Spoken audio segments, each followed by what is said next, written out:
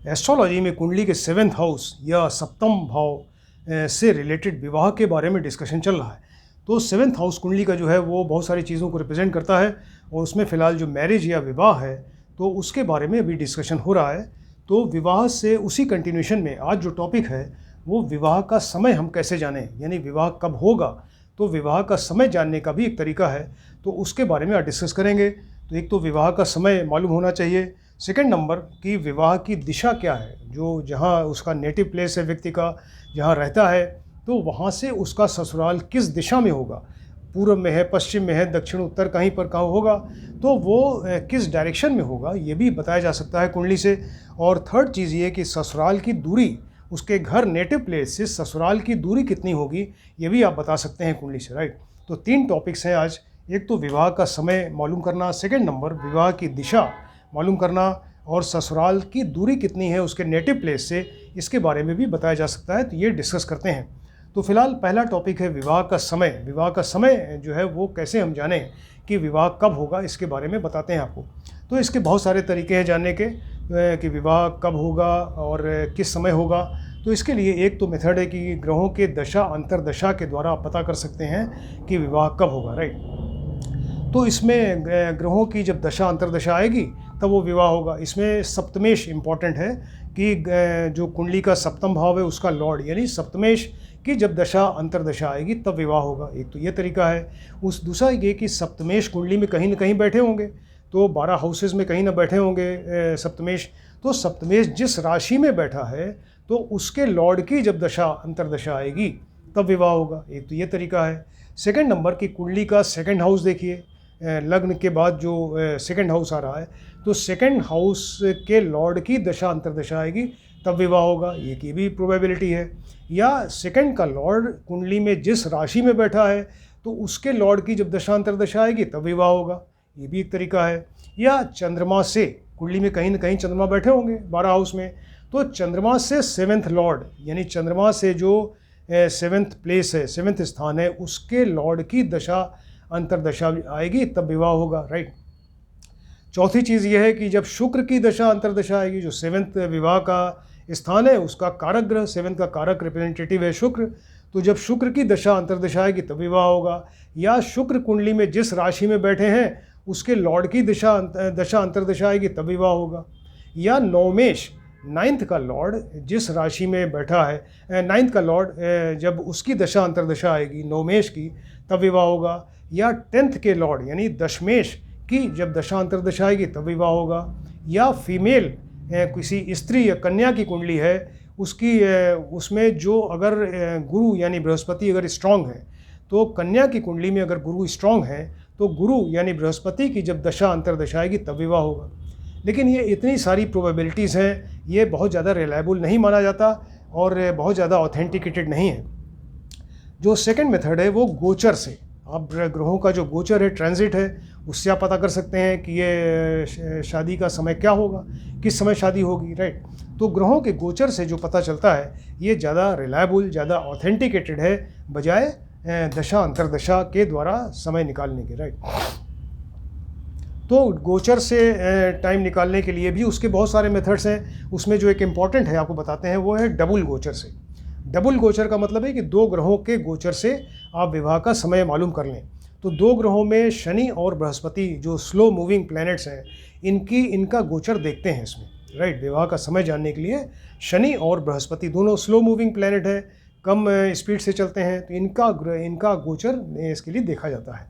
तो जब इसके लिए पहले देखिए कि विवाह योग्य उसकी उम्र हो गई, किसी कन्या की या किसी लड़के की, जब विवाह के समय की मैरिजेबल एज आ गई, मैरिज के समय की एज आ गई, तो उस समय आप देखिए कि शनि और बृहस्पति का गोचर कहाँ हो रहा है।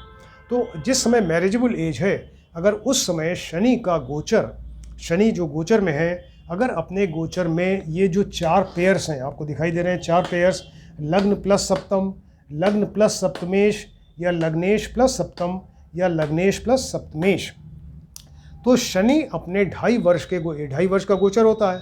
तो 2.5 वर्ष के गोचर में जिस समय मैरिजेबल एज है कैंडिडेट की, तो अपने 2.5 वर्ष के गोचर में अगर ये 4 जो पेयर्स हैं इसमें किसी एक पेयर को प्रभावित करें, यानी लग्न प्लस सप्तम, लग्न प्लस सप्तमेश, लग्नेश प्लस सप्तमेश या लग्नेश प्लस सप्तम, लग्नेश प्लस सप्तमेश। तो अगर इसको युति द्वारा या दृष्टि के द्वारा प्रभावित करें तब वो पता चलता है कि शादी का समय आ गया। यानी शनि ये इस बात को इंडिकेट कर रहे हैं कि अब शादी का समय आ गया।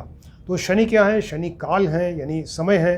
तो ये बताते हैं कि अब ये शादी का वक्त आ गया, शादी का या ब्याह का समय आ गया है। ये इसके लिए अनुमोदन करते हैं या यस बोलते हैं। जब तक शनि नहीं बोलेंगे तब तक शादी नहीं होगी।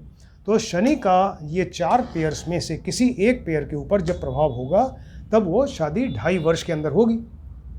लेकिन वो 2.5 वर्ष का पीरियड तो बहुत लंबा है। किसी से कहे कि 2.5 वर्ष के अंदर शादी हो जाएगी तो ये माने नहीं रखता ठीक से। तो आप जिस समय 2.5 वर्ष के अंदर ही उसी 2.5 वर्ष में शनि के गोचर में आप बृहस्पति का भी गोचर देखिए। तो बृहस्पति का गोचर 1 साल का होता है। तो उसी 2.5 वर्ष शनि के गोचर में अगर बृहस्पति का जो 1 साल का गोचर है, अगर वो बृहस्पति भी इन्हीं 4 में से किसी एक पेयर को प्रभावित करें युति या दृष्टि के द्वारा, यानी लग्न प्लस सप्तम, लग्न प्लस सप्तमेश, लग्नेश प्लस सप्तम या लग्नेश प्लस सप्तमेश, इसको अगर बृहस्पति भी अगर ये प्रभावित कर रहे हैं, इसका मतलब ये हुआ कि शादी अब 1 साल के अंदर हो जाएगी। राइट। तो शनि ने बताया कि शनि ने यस बोला, उन्होंने बताया कि शादी का समय आ गया। उन्होंने लेकिन ये बताया कि भी 2.5 साल के अंदर शादी होगी। और जो है बृहस्पति जो है इनका गोचर 1 वर्ष का है, इन्होंने बताया कि 1 वर्ष के अंदर शादी हो जाएगी। राइट।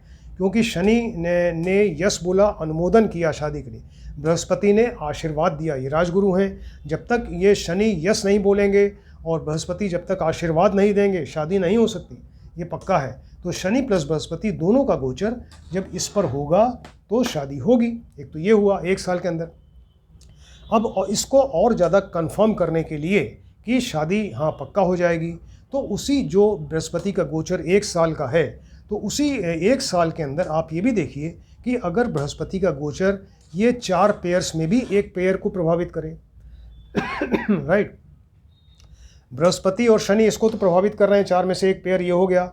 अब उसी बृहस्पति के 1 साल के गोचर में अगर बृहस्पति इन 4 पेयर्स में एक पेयर को प्रभावित करते हैं अपनी युति या दृष्टि के द्वारा, ये क्या है? शुक्र प्लस पंचम हाउस, शुक्र प्लस पंचमेश, फिफ्थ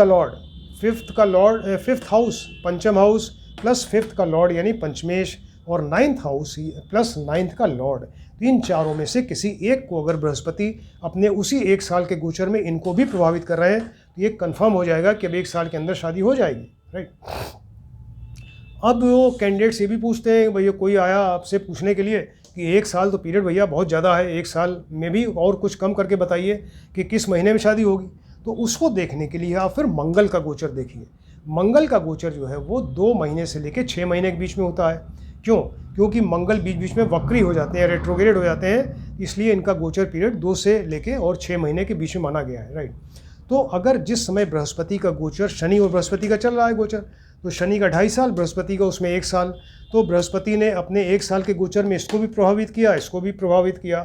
तो उसी 1 वर्ष के अंदर में अगर मंगल का भी प्रभाव ये 4 में से किसी एक पेयर पे हो, यानी मंगल का गोचर अगर इसको प्रभावित कर रहा है 4 में से एक, लग्न प्लस सप्तम, लग्न प्लस सप्तमेश, लग्नेश प्लस सप्तम या लग्नेश प्लस सप्तमेश, और इसके अलावा शुक्र प्लस पंचम, शुक्र plus पंचमेश, 5th house plus 5th का Lord, 9th house plus 9th के लॉर्ड, 4 में से किसी एक को प्रभावित करे, शुक्र भी मंगल भी, तब ऐसे केस में बिल्कुल कंफर्म हो जाएगा कि ये 2 से 6 महीने के अंदर शादी हो जाएगी। राइट। तो ये डबल गोचर बहुत ज़्यादा ऑथेंटिकेटेड और काफ़ी रिलायबल मेथड है। तो इसी से हम लोग देखते हैं ज़्यादातर, और इसी से ही पता चल जाता है कि ये शादी का समय किस समय होगा। एक थर्ड मेथड है मैथ्स के द्वारा, यानी गणित के द्वारा भी आप बता सकते हैं। तो मैथ्स के द्वारा इसको देखते हैं। मैथ्स में क्या करते हैं, इसमें लग्नेश, लग्न का जो भोगांश है, लग्नेश का भोगांश है, यानी हर एक ग्रह का कोई ना कोई भोगांश होता है। भोगांश का मतलब किस राशि में है, कितने डिग्री पे है, कितने मिनट्स या कितने कला पे है। तो आप इसमें लग्नेश का भोगांश देखिए, और इसके अलावा सप्तमेश का भी भोगांश देखिए। लग्नेश का भोगांश देखा प्लस सप्तमेश 7th के लॉर्ड का भोगांश देखिए, दोनों को जोड़ दीजिए, यानी राशि अंश एंड कला दोनों को जोड़ दिया। मान लीजिए कि अब इसमें इतनी जगह नहीं, हम आपको ऐसे बताते हैं। मान लीजिए कि लग्नेश का भूगोल जो है वो 3, 12, 10 है। 3, 12, 10 कहने का मतलब तीसरी नंबर राशि है मिथुन राशि, उसके आगे 12 डिग्री और 10 मिनट है, राइट, ये इसका भूगोल है। और सप्तमेश 7th का लॉर्ड जो है उसका भूगोल 4 राशि यानी 4th राशि और 8 डिग्री और 10 मिनट है। अब दोनों को जोड़िए तो 4 और 3 7, ये तो राशि हो गई, 12 और 8 20, ये मिनट्स हो गए, डिग्री हो गई, और इसके अलावा 10 + 10 ये मिनट्स या कला हो गया, यानी 7, 20, 20। इसके मतलब कि 7 राशि तो 7th राशि क्रॉस कर लिया, अब 8th राशि में उसके 20 डिग्री और 20 मिनट्स हैं। तो इसके मतलब क्या हुआ कि वो ये जो है 8th राशि आ गई, 7th के आगे 20 मिनट्स और 20 अंश हो गए, तो ये 8th राशि आई। तो जब बृहस्पति का गोचर 8th राशि पर आएगा, 8वीं राशि पे आएगा, कुंडली में कहीं ना कहीं 8वीं राशि होगी, स्कॉर्पियो या वृश्चिक राशि, तो बृहस्पति का गोचर जब 8वीं राशि पे आएगा या 8वीं से पंचम, 8वीं से पंचम गिनिए 8, 9, 10, 11, 12, 12वीं राशि पे, या 8 से नवम, 8, 9, 10, 11, 12, 1, 2, 3, 4, यानी 8वीं से 8वें पे आए बृहस्पति गोचर, या 8वें से पंचम 12वें राशि पे आए मीन राशि पे, या 8वीं से 9वीं राशि यानी 4th राशि कर्क राशि पे जब बृहस्पति गोचर में आएंगे तब शादी होगी। एक ये मेथड है मैथ्स के द्वारा। तो एक तो ये मेथड है मैथ्स के द्वारा, भी बहुत सारे हैं। मान लीजिए एक तो ये बताया लग्नेश प्लस सप्तमेश, सेकंड है चंद्रमा प्लस सप्तमेश का भूगोल देखिए, राइट। चंद्रमा का भूगोल देख लीजिए किस राशि में कितने डिग्री पे कितने मिनट्स पे है। उसके बाद सप्तमेश का देख लीजिए 7th के लॉर्ड का, दोनों को जोड़ दीजिए। अगर 12 से ज़्यादा वैल्यू आ रही है तो 12 घटा दीजिए, क्योंकि राशियाँ 12 ही होती हैं। तो अगर 12 से वैल्यू ज़्यादा है 12 घटा दीजिए। तो जो राशि आएगी जब उसके ऊपर बृहस्पति का गोचर होगा, या वहाँ से 5th या वहाँ से 9th राशि पर जब बृहस्पति गोचर में आएंगे तब शादी होगी, राइट। इसी तरह से एक और मेथड है मैथ्स के द्वारा। मान लीजिए चंद्रमा प्लस अष्टमेश का भूगोल जोड़िए, चंद्रमा का स्पष्ट या भूगोल देखें प्लस अष्टमेश 8th के लॉर्ड का भूगोल देखिए और दोनों को जोड़ दीजिए। अगर जोड़ जो है 12 ज़्यादा है तो 12 घटा दीजिए। जो राशि आए तो उस राशि पर बृहस्पति में गोचर आए, या वहाँ से 5th राशि में गोचर में आए, या वहाँ से 9th राशि में जब गोचर पे आएंगे तब उसके बाद तभी उस समय विवाह होगा। तो इस तरीके से मैथ्स के द्वारा भी आपने देख लिया कि मैथ्स के द्वारा कैसे आप समय निकाल सकते हैं कि विवाह कब होगा।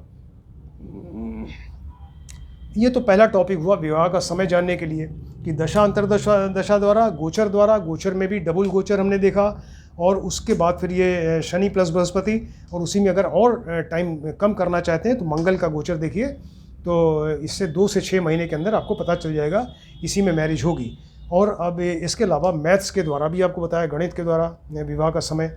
अब ये जो सेकंड टॉपिक है वो विवाह की दिशा, यानी जो कैंडिडेट लड़का या लड़की है, कन्या है, उसके नेटिव प्लेस, उसके घर से किस दिशा में शादी होगी, तो इसको भी आप बता सकते हैं। तो इस चीज़ को जानने के लिए पहले आपको ये मालूम होना चाहिए कि वो राशियों की दिशाएं क्या क्या हैं, राशियों की दिशाएं क्या हैं, ग्रहों की दिशाएं क्या हैं। तो ये आपको बताते हैं शॉर्ट में कि अग्नि तत्व राशियाँ, अग्नि, पृथ्वी, वायु और जल, 4 तत्व की राशियाँ होती हैं। अग्नि तत्व मतलब 1, 5, 9 नंबर राशि, ये पूर्व दिशा की स्वामी है। जो 1, 5, 9 नंबर राशि है, मेष, सिंह और इसके अलावा धनु, सेजिटेरियस राशि, इसकी स्वामी जो है पूर्व दिशा की, ये पूर्व दिशा के स्वामी होते हैं। और जो पृथ्वी तत्व राशि है 2, 6, 10, 2 नंबर, 6 नंबर, 10 नंबर की राशि का पृथ्वी तत्व राशियाँ हैं, इनके स्वामी जो हैं वो ये दक्षिण दिशा के स्वामी होते हैं, राइट। तो पूर्व दिशा के स्वामी अग्नि तत्व राशियाँ, दक्षिण दिशा की स्वामी पृथ्वी तत्व राशियाँ, और वायु तत्व राशियाँ यानी 3, 7, 11 नंबर की राशियों के स्वामी ये पश्चिम दिशा की स्वामी होती हैं, ये 3, 7, 11 नंबर की राशि, राइट। और जो जल तत्व राशियाँ हैं 4, 8, 12 होती हैं, 4, 8, 12 नंबर की राशि यानी कर्क राशि, वृश्चिक, स्कॉर्पियो राशि और मीन राशि, 4, 8, 12 नंबर की राशियाँ जो हैं ये उत्तर दिशा की स्वामी होती हैं, राइट। तो इस तरह से पूर्व, दक्षिण, पश्चिम और उत्तर दिशा की ये 12 राशियाँ स्वामी होती हैं। अब ग्रहों को देखते हैं, 9 ग्रह होते हैं। तो 9 ग्रह किन किन दिशाओं के स्वामी है ये आपको मालूम होना चाहिए, तभी आप बता पाएंगे इसको। तो जो पूर्व दिशा है, ईस्ट डायरेक्शन, उसके स्वामी सूर्य हैं, और दक्षिण दिशा के स्वामी मंगल हैं। जो इसके अलावा जो पश्चिम दिशा है, वेस्टर्न डायरेक्शन के स्वामी शनि हैं और नॉर्थ डायरेक्शन उत्तर दिशा के स्वामी बुध होते हैं। तो ये तो 4 ग्रह हो गए, 4 दिशाएं हो गई। अब एक साउथ ईस्ट डायरेक्शन है, यानी आग्नेय कोण उसको कहते हैं, आग्नेय कोण, यानी साउथ ईस्ट डायरेक्शन जो है उसके स्वामी जो होते हैं वो शुक्र होते हैं, राइट। इसी तरह से साउथ वेस्ट डायरेक्शन के स्वामी जो हैं वो राहु केतु होते हैं, उसको नैऋत्य कोण कहते हैं। और जो नॉर्थ वेस्ट डायरेक्शन के जो स्वामी हैं वो चंद्रमा होते हैं, उसको वायव्य कोण कहते हैं। और ईशान कोण का मतलब ये हुआ कि नॉर्थ ईस्ट डायरेक्शन के स्वामी जो हैं वो बृहस्पति होते हैं। इस तरह से ये 9 ग्रह जो है वो 8 दिशाओं के स्वामी बने। तो ये आपको मालूम होना चाहिए कि ये 12 राशियाँ 4 दिशाओं की स्वामी और 9 ग्रह 8 दिशाओं के स्वामी हुए।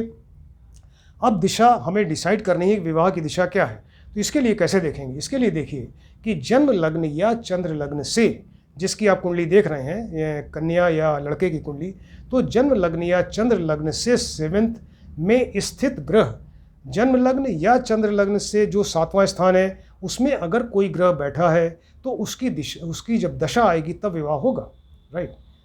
लग्न या चंद्र लग्न से 7वें में स्थित ग्रह की दशा में विवाह होगा, राइट। या जन्म लग्न अगर कोई ग्रह नहीं बैठा है मान लीजिए, तो जन्म लग्न या चंद्र लग्न से 7वें पर दृष्टि डालने वाले ग्रह की दशा में विवाह होगा। अगर कोई ग्रह दृष्टि डाल रहा है उसकी जब दशा आएगी तब विवाह होगा। एक तो ये तरीका है।